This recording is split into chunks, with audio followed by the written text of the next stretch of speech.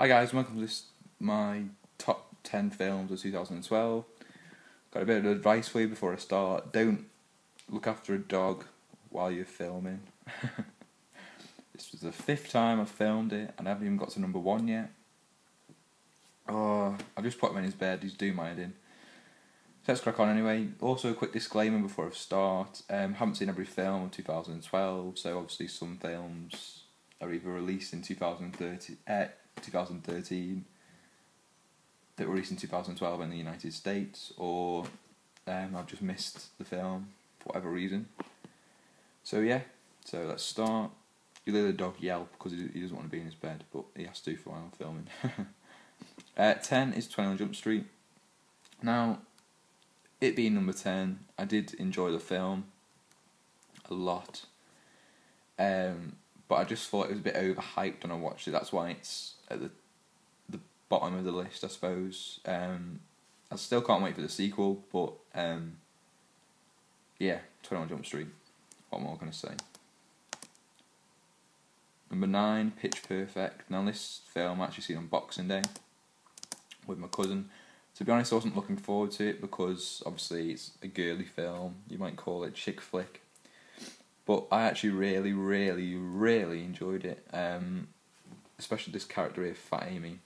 Or Fat Patricia, actually that's her actual name. But she likes being called Fat Amy. It's quite funny. The only way I can describe, it's not a musical. It's sort of like an X Factor type thing, but about a cappella. So obviously there's no music, it's just them making the tunes and stuff and singing. It's weird to explain, but it is quite good. It's set in college as well, like collegey type setting. But highly recommend. I will definitely buy this when it comes out. Really good. So that's Pitch Perfect. Number 8 is The Muppets. Now, loads of people really enjoyed this film, but I haven't actually seen it on anyone's list, so I'm guessing they've forgotten about it. But it was actually released in 2011 in the States, and then obviously 2012 here, and just like Wreck-It Ralph is going to be released next month here.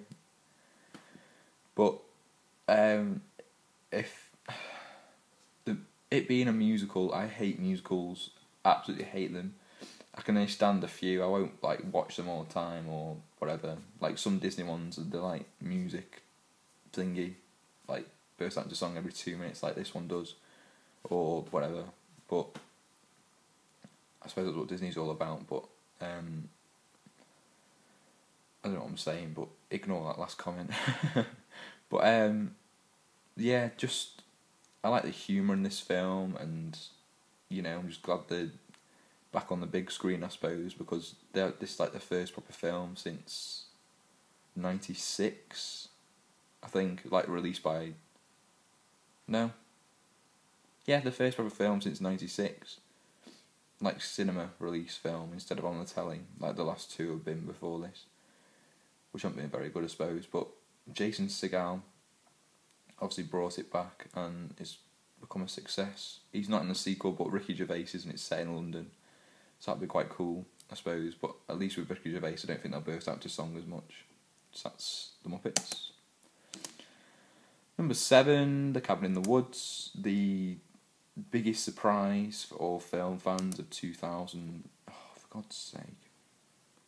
I can't see what I'm doing. There you go. Right.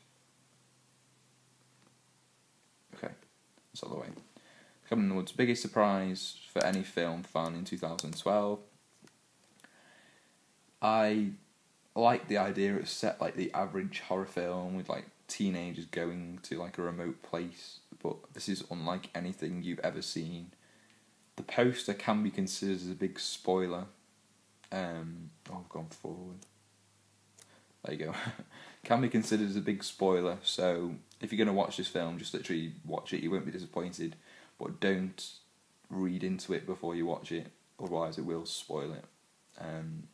I found it hard to do that, but I did it, and I was impressed, so highly recommended. And also, this film was actually filmed and, well, completed in 2009, but different studios lost rights to the script and stuff, so it was pushed back and till 2012, where Lionsgate picked it up, which is, I'm glad they did, because it's well worth watching. Also, it stars Chris Hemsworth before he was Thor, so before he was famous, so it's quite thingy to see the difference. He's not like, looks like he does as Thor, he looks younger, way younger.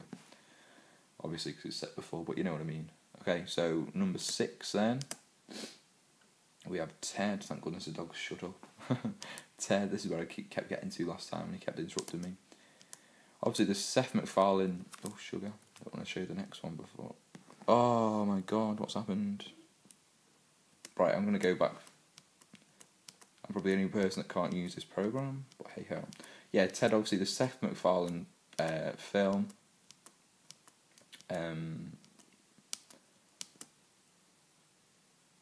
Seth MacFarlane film. Right, let me get to the page before I talk about it.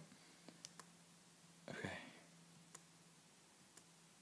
Right, start again with Ted. Right, number 6 is Ted. Hopefully you didn't, well obviously you heard it, but just ignore it. Number 6 is Ted. Okay, the film by Seth MacFarlane, Mark Wahlberg, Mila Kunis also star. Mila Kunis is amazing, I love her to bits. But it's probably another surprise for me because I was expecting like the first half, but the second half I just wasn't really expecting. But obviously when it gets into the second half of the film, you're like, oh, you can sort of predict what's going to happen. But honestly, really good, an amazing film. Can't wait for the sequel. I wonder how that's going to turn out. I find it funny how Fox didn't said no to making this film, and Universal picked it up, and it's become a success. So Fox are just like, oh, we should have picked up Ted, but obviously they never. And if Fox did pick up Ted, they could have done like a Family Guy crossover, which would have been quite cool. But obviously they're not going to do that. And also, with it being Universal, Ted sort of sounds like Peter Griffin, which also referenced in the film, which is quite cool. So that's number 6, Ted.